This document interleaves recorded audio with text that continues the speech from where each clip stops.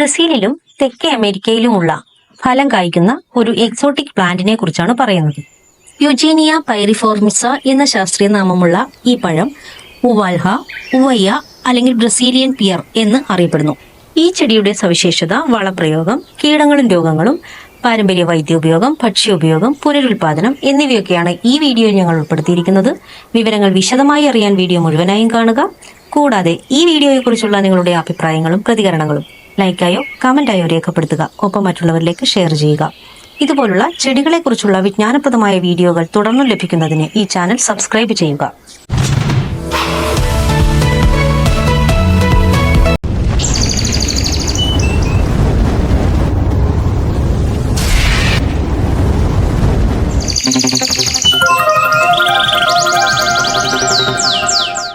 ഉവൈവ fruit plant ബ്രസീലിലെ ഒരു തദ്ദേശീയ ഇനമാണ്.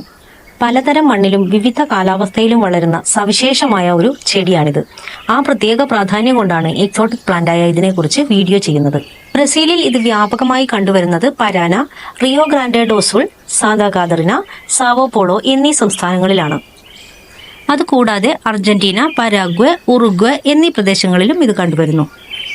ഭക്ഷ്യയോഗ്യമായ പഴങ്ങൾക്ക് ബ്രസീലിൽ വളരെയേറെ പ്രചാരമുള്ള ഒരിനമാണിത്. അവിടെ വീട്ടുതോട്ടങ്ങളിലും വനപ്രദേശങ്ങളിലും ഈ ചെടി വ്യാപകമായി കാണപ്പെടുന്നു. ഓർണമെന്റൽ പ്ലാന്റ് എന്നതിലുപരി പാചകപരവും അലങ്കാരപരവുമായ ആകർഷണീയതയുള്ള ബഹുമുഖവും വിലപ്പെട്ടതുമായ ഒരു വൃക്ഷമാണിത്. ഇതിന്റെ രുചികരമായ പഴവും ആകർഷകമായ രൂപവും കൃഷിയുടെ എളുപ്പവും ഇന്ന് ഈ ചെടി മറ്റു ഭൂപ്രദേശങ്ങളിലും വ്യാപകമാക്കുന്നു.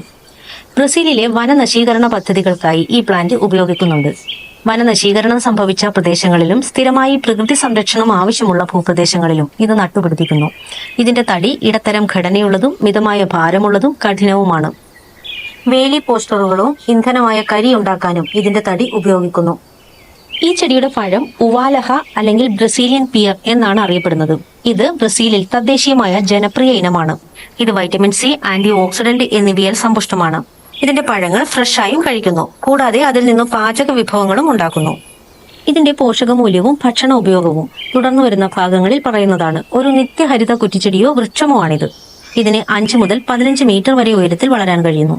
ദീർഘവൃത്താകൃതിയിലോ അണ്ഡാകാരത്തിലോ തിളങ്ങുന്ന ഇരുണ്ട പച്ച ഇലകളുള്ള ഇടതൂർന്ന കുറ്റിച്ചെടികളുള്ള മേലാപ്പ് ഇതിനുണ്ട്. ആകർഷകമായ ലാൻഡ്സ്കേപ്പ് വൃക്ഷമായി വളർത്താവുന്ന ഇതിന്റെ ഇടതൂർന്ന ഇലകളും ചെറുതും വർണ്ണാഭവുമായ പഴങ്ങളും കാരണം പൂന്തോട്ടങ്ങൾ, പാർക്കുകൾ, നഗരഹരിത ഇടങ്ങൾ എന്നിവിടങ്ങളിലൊക്കെ മനോഹാരിത നൽകാൻ ഈ ചെടി വളരെ നല്ലതാണ്. കൂടാതെ പക്ഷികളും പരാഗണകാരികളും ഉൾപ്പെടെയുള്ള പ്രാദേശിക വന്യജീവികൾക്ക് ആവാസ വ്യവസ്ഥയും ഭക്ഷണവും ഈ വൃക്ഷം നൽകുന്നു. ഉഷ്ണമേഖല, ഉപോഷ്ണമേഖല പ്രദേശങ്ങളിലെ വരണ്ട പ്രദേശത്താണ് ഈ ചെടി വളരുന്നത്. വാർഷിക പകൽ താപനില 20 ഡിഗ്രി സെന്റിഗ്രേഡ് മുതൽ 26 ഡിഗ്രി സെന്റിഗ്രേഡിനുള്ളിലെ പ്രദേശങ്ങളിൽ ഇത് നന്നായി വളരുന്നു. പക്ഷേ 15 മുതൽ 30 ഡിഗ്രി സെന്റിഗ്രേഡിൽ ഇടയ്ക്കിടെയുള്ള നേരിയ തണുപ്പിൽ ഇത് വളരും. ഇതിന് ആവശ്യമായ വാർഷിക മഴ 450 മുതൽ 600 മില്ലിമീറ്റർ വരെയാണ്. പക്ഷേ 300 മുതൽ 800 മില്ലിമീറ്റർ വരെയും ഇത് സഹിക്കും. പൂർണ്ണ സൂര്യപ്രകാശത്തിലും ഭാഗിക തണലിലും ഇതിന് വളരാൻ കഴിയും. പോഷക സമൃദ്ധമാണെങ്കിൽ പലതരം മണ്ണിലും വളരുന്നു. എന്നാൽ ക്ഷാരമണ്ണിനോട് അസഹിഷ്ണുതയുള്ള ഒരു ചെടിയാണിത്. നല്ല നീർവാർച്ചയുള്ള മണ്ണാണ് ഇത് ഇഷ്ടപ്പെടുന്നത്. കഴിയുന്നതും 6 മുതൽ 7 വരെയുള്ള pH ശ്രേണി തിരഞ്ഞെടുക്കുക. 5 മുതൽ 8 വരെയുള്ള വിശാല pH ശ്രേണിയും ഇത് സഹിക്കുന്നു. വളർച്ചയെത്തിയ സസ്യം വരൾച്ചയെ അതിജീവിക്കും. തുടക്കത്തിൽ സാവധാനം വളരുന്ന ഈ ചെടി 2 വർഷത്തിന് ശേഷം അപൂർവമായി 2 മീറ്റർ വരെ ഉയരത്തിലെത്തും.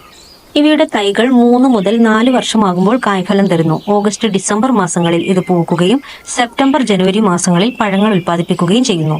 പഴം ഭക്ഷ്യയോഗ്യമാണ്. മധുരവും എന്നാൽ അവ്യക്തമായ സ്വാദുമുള്ള മനോഹരമായ സൗരഭ്യമുള്ള ഈ പഴങ്ങൾക്ക് കട്ടിയുള്ളതും വളരെ മൃദുലമായ പൾപ്പുമുണ്ട്. ഇതിന്റെ വൈവിധ്യത്തിനനുസരിച്ച് മധുരമോ പുളിപ്പോ ആയ സ്വാദും ഇതിനുണ്ട്. മഞ്ഞ നിറത്തിലുള്ള സുഗന്ധമുള്ള ഈ പഴം ഗോളാകൃതിയിലും പിയർ ആകൃതിയിലും കാണപ്പെടുന്നു. ഇത് 4 മുതൽ 8 സെന്റിമീറ്റർ നീളവും 6 സെന്റിമീറ്റർ വീതിയിലും കാണുന്നു. ഇതിന്റെ വിത്തുകൾക്ക് 60 ദിവസമോ അതിൽ കുറവോ മാത്രമേ ആയുസുള്ളൂ. അതുകൊണ്ട് തന്നെ ഈ സമയപരിധിക്കുള്ളിൽ വിത്ത് മുളപ്പിക്കേണ്ടതാണ്. ഈ ചെടിയുടെ ആരോഗ്യകരമായ വളർച്ചയ്ക്കും നല്ല രീതിയിലുള്ള ഫലോത്പാദനത്തിനും വളം നൽകുന്നത് നല്ലതാണ്. വ്യത്യസ്ത pHൽ വളരുന്ന ചെടിയായതിനാൽ മണ്ണിന്റെ പോഷക അളവും pHും നിർണ്ണയിക്കാൻ ഒരു മണ്ണു പരിശോധന നടത്തുന്നത് വളരെ നല്ലതാണ്. നൈട്രജൻ, ഫോസ്ഫറസ്, പൊട്ടാസ്യം അതായത് NPK, ഇത് കൂടാതെ അവശ്യ പോഷകങ്ങളായ കാൽഷ്യം, മഗ്നീഷ്യം, ഇരുമ്പ് തുടങ്ങിയ സൂക്ഷ്മ പോഷകങ്ങൾ അടങ്ങിയ ഒരു സമീകൃത വളം തന്നെ തിരഞ്ഞെടുക്കുക. മണ്ണിന്റെ അവസ്ഥയും ചെടിയുടെ ആരോഗ്യവും അനുസരിച്ച് പോഷക ആവശ്യകതകൾ വ്യത്യാസപ്പെടാം. അതുകൊണ്ട് തന്നെ കൃത്യമായ ഒരു അളവ് ഞങ്ങൾ നിർദ്ദേശിക്കുന്നില്ല. ഈ ചെടി സജീവമായി വളരുന്ന സീസണിൽ സാധാരണയായി വസന്തകാലത്തും വേനൽക്കാലത്തിന്റെ തുടക്കത്തിലും വളം നൽകാം. ചെടി പ്രവർത്തനരഹിതമായ മറ്റു കാലഘട്ടങ്ങളിൽ വളപ്രയോഗം പൂർണ്ണമായും ഒഴിവാക്കുക. ഇലയും തണ്ടുമായുള്ള നേരിട്ടുള്ള സമ്പർക്കം ഒഴിവാക്കി മരത്തിന്റെ ചുവട്ടിൽ വളം തുല്യമായി നൽകുക. വളം പ്രയോഗിച്ചതിന് ശേഷം മണ്ണ് നന്നായി നനയ്ക്കുക. ഇത് പോഷകങ്ങൾ മണ്ണിൽ ലയിക്കുന്നതിനും വളപ്രയോഗം മൂലം ചെടികൾക്കുണ്ടാകുന്ന കേടുപാടുകൾ ഒഴിവാക്കുന്നതിനും സഹായിക്കും. മണ്ണ് പരിശോധന നടത്താൻ കഴിയാത്ത സാഹചര്യമാണെങ്കിൽ നിങ്ങൾ ഓർഗാനിക് ഓപ്ഷനുകൾ തിരഞ്ഞെടുക്കുന്നതാണ് നല്ലത്. ഓർഗാനിക് വളമാണ് നൽകുന്നതെങ്കിൽ കമ്പോസ്റ്റോ അഴുകിയ ജൈവവസ്തുക്കളോ ഉപയോഗിക്കാം. വളരുന്ന സീസണിലുടനീളം ഈ ചെടിയുടെ വളർച്ചയും ആരോഗ്യവും നിരീക്ഷിക്കുക. ഇതിന്റെ പ്രതികരണത്തെ അടിസ്ഥാനമാക്കി വളപ്രയോഗം ക്രമീകരിക്കുക. സാധാരണ ചെടിയുടെ പരിപാലനത്തിൽ നിന്നും വ്യത്യസ്തമായി ഇന്ത്യയിൽ തദ്ദേശീയമല്ലാത്ത ഒരു പ്ലാന്റ് ആയതിനാലാണ് ഇതിന്റെ ആവാസ വ്യവസ്ഥയെക്കുറിച്ച് വളരെയധികം വിശദീകരിച്ചത്. പക്ഷേ ഇന്ത്യയിലെ വ്യത്യസ്ത പ്രാദേശിക പരിതസ്ഥിതിയിൽ വളരുന്ന നല്ലൊരു എക്സോട്ടിക് പ്ലാന്റ് ആണിത്. ഈ എക്സോട്ടിക് പ്ലാന്റിനെ ബാധിക്കുന്ന കീടങ്ങളും രോഗങ്ങളും മുഞ്ഞ, ലീഫ് മിനേഴ്സ്, ചെതുമ്പൽ പ്രാണികൾ, ഫ്രൂട്ട് ഈച്ച, ആന്ത്രാക്നോസ്, വിഷമഞ്ഞ്, ഫ്രൂട്ട് ചീയൽ എന്നിവയാണ്. ഇവയുടെ നിയന്ത്രണവും പരിപാലനവും വിശദമായി അറിയാൻ ഐവി പാരഡൈസിന്റെ വെബ്സൈറ്റിലെ പ്ലാന്റിംഗ് ആൻഡ് കെയർ പേജ് സന്ദർശിക്കാം.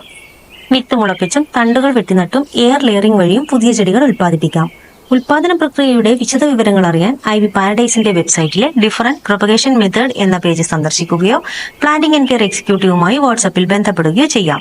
ഈ പേജുകളുടെ ലിങ്കും പ്ലാന്റിംഗ് ആൻഡ് കെയർ എക്സിക്യൂട്ടീവിന്റെ നമ്പറും ഡിസ്ക്രിപ്ഷൻ ബോക്സിൽ കൊടുത്തിട്ടുണ്ട്. ബ്രസീലിയൻ പിയർ ധാരാളം പാചക ഔഷധ ഗുണങ്ങളുള്ളതാണ്. ഈ പഴത്തിൽ വൈറ്റമിൻ സി, ആന്റി ഓക്സിഡന്റുകൾ, ഡയറ്ററി ഫൈബർ എന്നിവയാൽ സമ്പന്നമാണ്. ഇത് ഭക്ഷണത്തിൽ പോഷക സമൃദ്ധിക്കായി ചേർക്കാവുന്ന ഒരു പഴമാണ്. വളരെയധികം വൈവിധ്യമാർന്ന പാചക ഉപയോഗങ്ങൾ ഇതിനുണ്ട്. ഇത് ഫ്രഷായി കഴിക്കുന്നതിനോടൊപ്പം തന്നെ ജ്യൂസ്, ജാം, ജെല്ലി, പ്രിസർവ്സ്, സോസുകൾ, മധുര പലഹാരങ്ങൾ, ഫ്രൈകൾ എന്നിങ്ങനെ വിവിധ പാചകങ്ങളിൽ ഇത് ഉപയോഗിക്കാം. ഇത് വിഭവങ്ങൾക്ക് മധുരവും പുളിപ്പും സുഗന്ധവും നൽകുന്നു. വൈറ്റമിൻ സിയും ആന്റി ഓക്സിഡന്റുകളും അടങ്ങിയ പല പഴങ്ങളെയും പോലെ ഇതിനും വളരെയധികം ആരോഗ്യ ഗുണങ്ങളുണ്ട്. ഈ ആന്റി ഓക്സിഡന്റുകൾ ശരീരത്തിന് ഹാനികരമായ ഫ്രീ റാഡിക്കലുകളെ നിർവീര്യമാക്കാനും ഓക്സിഡേറ്റീവ് സ്ട്രെസ്, വീക്കം എന്നിവ കുറയ്ക്കാനും സഹായിക്കും. ഇതിൽ അടങ്ങിയിരിക്കുന്ന വൈറ്റമിൻ സി രോഗപ്രതിരോധ പ്രവർത്തനത്തെ സഹായിക്കുകയും ചർമ്മത്തിന്റെ ആരോഗ്യം പ്രോത്സാഹിപ്പിച്ച് അണുബാധകളെയും രോഗങ്ങളെയും ചെറുക്കാനുള്ള ശരീരത്തിന്റെ കഴിവ് വർദ്ധിപ്പിക്കുകയും ചെയ്യുന്നു. ഈ പഴത്തിൽ അടങ്ങിയിരിക്കുന്ന നാരുകൾ ദഹനത്തെ സഹായിക്കുകയും മലവിസർജനം നിയന്ത്രിച്ച് ദഹനനാളത്തിന്റെ ആരോഗ്യം പ്രോത്സാഹിപ്പിക്കുകയും ചെയ്യുന്നു. ഇത് ഫൈബർ സംതൃപ്തി നിലനിർത്തി ശരീരഭാരം നിയന്ത്രിക്കുകയും ചെയ്യും. ചില ഗവേഷണങ്ങൾ സൂചിപ്പിക്കുന്നത് ഈ പഴത്തിൽ കാണപ്പെടുന്ന ആന്റി ഓക്സിഡന്റുകളും ഫൈറ്റോ കെമിക്കലുകളും ഹൃദ്രോഗ സാധ്യത കുറയ്ക്കുമെന്നാണ്. ഇത് കൊളസ്ട്രോളിന്റെ അളവ് കുറയ്ക്കുകയും രക്തക്കുഴലുകളുടെ പ്രവർത്തനം മെച്ചപ്പെടുത്തുന്നതിലൂടെ ഹൃദയാരോഗ്യം സംരക്ഷിക്കുകയും ചെയ്യും. ഇതിൽ അടങ്ങിയിരിക്കുന്ന ചില സംയുക്തങ്ങൾക്ക് ആന്റി ഇൻഫ്ലമേറ്ററി ഗുണങ്ങളുണ്ട്.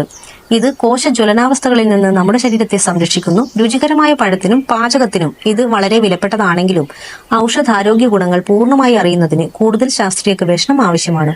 എങ്കിലും പ്രകൃതിദത്ത പ്രതിവിധി പോലെ സമീകൃത ആഹാരത്തിന്റെ ഭാഗമായി ഇതിന്റെ പഴങ്ങൾ കഴിക്കേണ്ടത് അത്യാവശ്യമാണ്. ഇവിടെ നിങ്ങൾക്ക് അറിയുന്നതും അറിയാത്തതുമായ ധാരാളം സവിശേഷതകൾ വിശദമായ പഠനത്തിന് ശേഷം ഞങ്ങൾ നിങ്ങളുടെ മുന്നിൽ അവതരിപ്പിക്കുന്നു. ഓരോ ചെടിയുടെയും മണ്ണിന്റെ ഘടനയും pH ലെവലും പറയുന്നുണ്ട്. അത് നിങ്ങളുടെ മണ്ണിന്റെ pH ലെവലുമായി താരതമ്യം ചെയ്ത് ഞങ്ങൾ പറയുന്ന വളപ്രയോഗത്തിന്റെ അളവിലും ക്രമത്തിലും ഓരോ പ്രാദേശിക സ്ഥലത്തെ കാലാവസ്ഥയും മണ്ണിന്റെ ഘടനയും അനുസരിച്ച് വ്യത്യാസങ്ങൾ വരുത്തേണ്ടതായിട്ടുണ്ടാവാം. അതിന് ഐവി പാരഡൈസിന്റെ പ്ലാന്റിംഗ് ആൻഡ് കെയർ എക്സിക്യൂട്ടീവുമായി ബന്ധപ്പെടുകയോ നിങ്ങളുടെ നാട്ടിലുള്ള പരമ്പരാഗത കൃഷിമാർഗങ്ങൾ അവിടെയുള്ള പരമ്പരാഗത കൃഷിക്കാരിൽ നിന്നും വിവരങ്ങൾ ശേഖരിച്ച് ചെയ്യുകയോ ചെയ്യാം. അതിലുപരി പരമാവധി പ്ലാന്റുകൾ കണ്ടെത്തി അത് നിങ്ങൾക്ക് മുന്നിൽ എത്തിക്കാനും ശ്രമിക്കുന്നു. അപൂർവങ്ങളായ ധാരാളം ചെടികൾ ഐവി പാരഡൈസിന്റെ ഷോപ്പിംഗ് സൈറ്റിൽ ലഭ്യമാണ്. അവ സൈറ്റിൽ നിന്നോ ഈ വീഡിയോയിൽ പറയുന്ന വാട്സാപ്പിൽ ബന്ധപ്പെട്ടോ വാങ്ങാവുന്നതാണ്. ഉവയ്യ അല്ലെങ്കിൽ ബ്രസീലിയൻ പിയർ എന്ന എക്സോട്ടിക് പ്ലാന്റിനെ കുറിച്ചുള്ള ഈ വീഡിയോ നിങ്ങൾക്ക് ഇഷ്ടപ്പെട്ടെങ്കിൽ നിങ്ങളുടെ അഭിപ്രായങ്ങളും പ്രതികരണങ്ങളും നിർദ്ദേശങ്ങളും ലൈക്കായോ കമന്റായോ രേഖപ്പെടുത്തുക. ഒപ്പം മറ്റുള്ളവരിലേക്ക് ഷെയർ ചെയ്യുക. ഇതുപോലുള്ള ചെടികളെ കുറിച്ചുള്ള വിജ്ഞാനപ്രദമായ വീഡിയോകൾ തുടർന്നും ലഭിക്കുന്നതിന് ഈ ചാനൽ സബ്സ്ക്രൈബ് ചെയ്യുക.